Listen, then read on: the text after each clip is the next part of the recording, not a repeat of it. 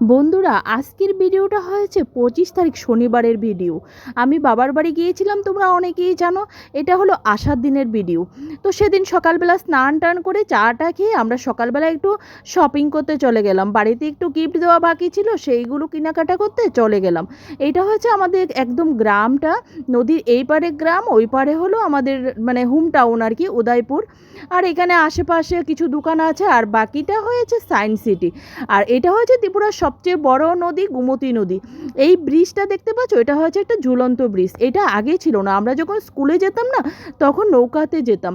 বাবার বাড়ির অলিগলি সব কিছুই স্মৃতিতে ভরা। তখন কত কষ্ট করতাম জানো তো, নৌকার জন্য এক একদিন স্কুল আমাদের বদ্ধ হয়ে যেত। যাই হোক, শপিং টপিং করে এসে খাওয়া দাওয়া কমপ্লিট করে 4টা বেজে গেছে, ঘর থেকে বেরোতে হবে।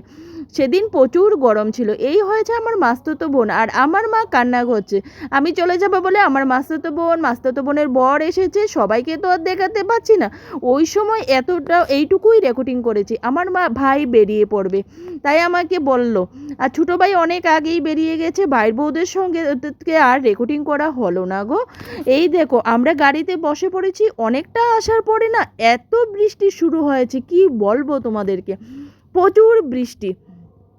দেখো তো, সবুজ সবুজ যে এতদিন আমি তোমাদেরকে ভিডিওতে দেখিয়েছি, বৃষ্টির জন্য তো আর কিছু দেখাতে পারছিলাম না। পুরোটা রাস্তা বৃষ্টিতে খুব কষ্ট হয়েছে। ড্রাইভার বাবু গাড়ি চালাতে পারছিল না। যাই হোক, অনেক কষ্ট করে আমরা এয়ারপোর্ট পৌঁছে গেলাম। এয়ারপোর্টে পৌঁছে চেকিং করতে হবে, ব্যাগগুলো চেকিংয়ে দিয়ে দেওয়া হয়েছে। আর সিকিউরিটি কমপ্লিট করে আমরা চলে এলাম সিকিউরিটি হলে। এবার কিছুক্ষণ অপেক্ষা করতে হবে, কিছুক্ষণ না অনেকক্ষণ। বৃষ্টির জন্য ফ্লাইট ডিলে ছিল, প্রচুর ডিলে ছিল। তো এখানে সেখানে হাঁটাহাঁটি করছিলাম, একটু ভিডিও করছিলাম। আগরতলা এয়ারপোর্ট এখন প্রচুর সুন্দর হয়ে গেছে, খুব সুন্দর হয়েছে।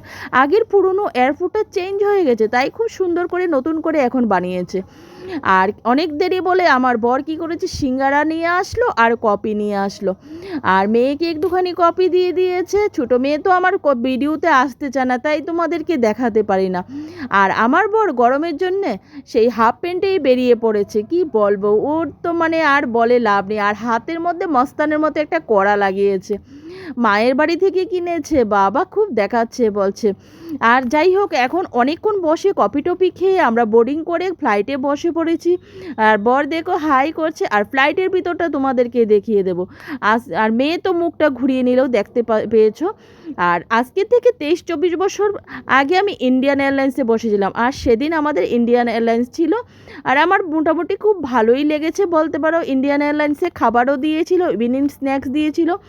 তারপরে 1 ঘন্টা সফরে পরে আমরা চলে আসলাম কলকাতা এয়ারপোর্টে। কলকাতা এয়ারপোর্ট থেকে একটা ট্যাক্সি নিয়ে রাত 10টা বাজে ঘরে ঢুকে পড়েছি। ঘরে এসে সিদ্ধ ভাত খেয়ে শুয়ে পড়েছি। আর পুরো ভিডিওটা তোমাদের কেমন লেগেছে অবশ্যই কমেন্টে বলবে। টাটা।